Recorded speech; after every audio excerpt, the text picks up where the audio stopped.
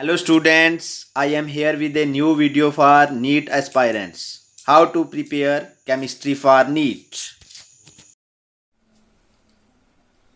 अब केमिस्ट्री का मैंने कुछ एनालिसिस बनाया है जो एनसीईआरटी है। एनसीईआरटी की सॉल्व एग्जांपल्स, सॉल्यूशंस और एक्सरसाइज से 15 से 20 क्वेश्चन हर ईयर जो है पूछे जाते हैं। यानी कि एनसीईआरटी पे अगर आप फोकस करोगे तो आपके 40% से ज्यादा जो है वो पेपर यहां से हो जाएगा एनसीईआरटी से। यानी कि जैसे फिजिक्स के लिए कभी भी आप एनसीईआरटी को सिर्फ जस्ट स्टडी कर सकते हो, आपको रिफ्रेशर रखनी पड़ेगी, लेकिन केमिस्ट्री के लिए अगर आप एनसीईआरटी को ही पढ़ते हो, अच्छे तरीके से हर एग्जांपल को सॉल्व करते हो, लास्ट वाली एक्सरसाइजेस को सॉल्व करते हो, तो you will definitely get 15 to 20 question done. तो 15 से 20 क्वेश्चन आपके हो जाएंगे। उसके बाद जो प्रीवियस ईयर क्वेश्चन पेपर्स हैं, पिछले 5 या 7 साल के ले लो, वहां से भी 15 से 20 क्वेश्चन रिपीट होते हैं। तो आपके 15 से 20 यानी कि 30 to 40 क्वेश्चन जो हैं वो आपकी एनसीईआरटी प्लस आपके प्रीवियस ईयर क्वेश्चन पेपर आपको दे रहे हैं। तो आपको सबसे पहले इन दो चीजों को, यानी कि आपके 30 क्वेश्चन बिल्कुल ओके कर लेने हैं। 30 प्लस इन दोनों में से हो जाएंगे, 40 तक हो सकते हैं लेकिन 30 से नीचे कभी नहीं होंगे। तो 30 क्वेश्चन हमारी एनसीईआरटी और प्रीवियस ईयर क्वेश्चन पेपर से हो जाएंगे। उसके बाद आपने क्या करना है, रिफ्रेशर भी कंसल्ट करनी है और रिफ्रेशर की एक्सरसाइजेस को पक्का करना है। ऑर्गेनिक केमिस्ट्री में नॉमेनक्लेचर सबसे ज्यादा पूछा जाता है, तो नॉमेनक्लेचर पे फुल फोकस देना है। ज्यादातर नॉमेनक्लेचर कहां से पूछा गया है? कोऑर्डिनेशन कंपाउंड से। उसके बाद जो आपके कार्बोनाइल कंपाउंड्स हैं, यानी कि एल्डिहाइड, कीटोन्स और कार्बोक्सिलिक एसिड्स हैं, इनसे ज्यादा नॉमेनक्लेचर पूछा गया है। उसके बाद जो एमाइंस हैं उनका बेसिक नेचर कैसे होता है, लोन पेयर कैसे डोनेट करते हैं, वो वाला पूछा गया है। तो आप ऐसे आप क्वेश्चंस देख के आपको पता चल जाएगा कि इस टॉपिक में से जो ज्यादा फोकस चीज कौन सी है, यानी कि किस चीज को मैं ज्यादा पढ़ूं।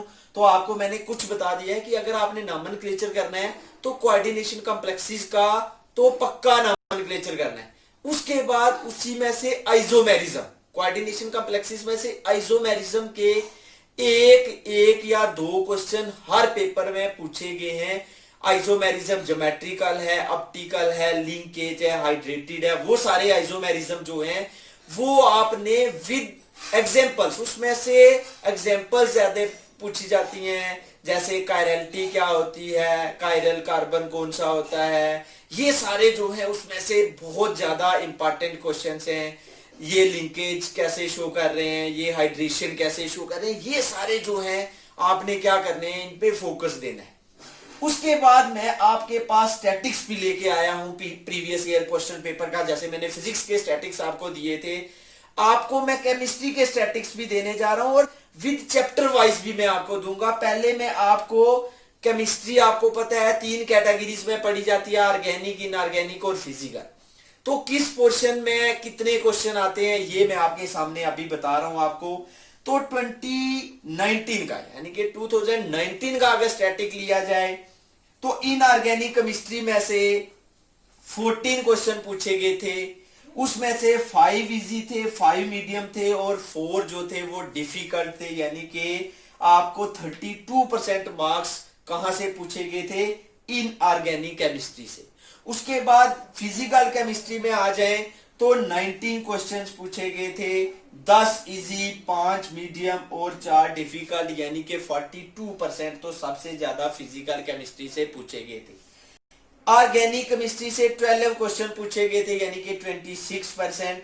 इसमें से 5 इजी, 5 मीडियम और 2 डिफिकल्ट थे। ये था 2019 का स्टैटिक्स। 2018 का स्टैटिक्स देखा जाए तो इनऑर्गेनिक केमिस्ट्री में से 16, फिजिकल केमिस्ट्री में से 13 और ऑर्गेनिक केमिस्ट्री में से 16 पूछे गए थे। अब मैं आपको बताऊंगा चैप्टर वाइज। तो अब है चैप्टर वाइज बताऊं तो 2019 में जो केमिकल बॉन्डिंग से क्वेश्चन पूछे गए वो 4, कोऑर्डिनेशन कंपाउंड से 1 और आइसोमेरिज्म, ये आइसोमेरिज्म 2, यानी कि टोटल इसमें से पूछे गए 3।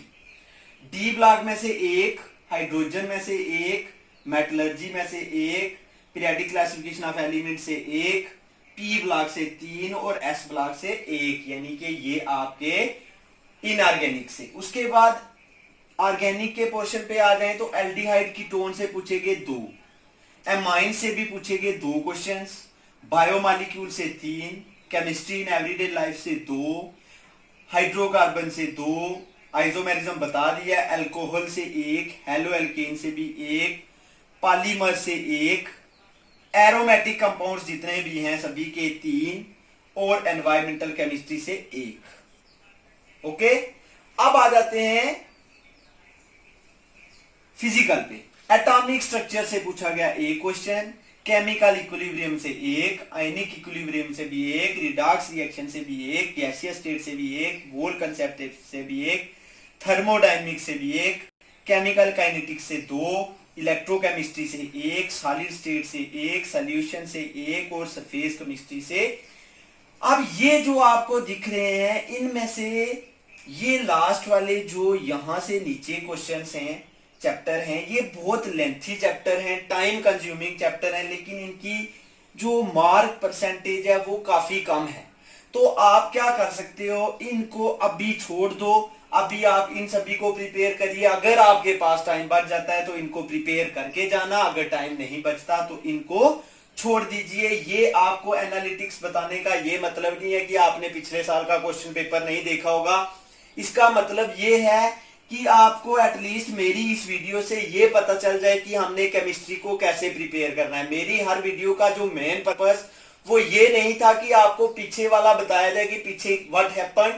मेरा ये मकसद था कि आपको एनालिटिक्स मिल जाए ऐसे कि आपने किसको करना है, ज्यादा स्ट्रेस देनी है, किसको कम स्ट्रेस देनी है और किसको आप अभी के लिए छोड़ सकते हो। यानी कि मेरा मेन पर्पस है कि आपकी हेल्प करना, ताकि आप अच्छे तरीके से प्रिपेयर कर सको नीट को और क्रैक कर सको इसी बार 2020 में, क्योंकि आपके पास गोल्डन पीरियड मिला है इस बार। Students, best of luck for NEET 2020। Okay.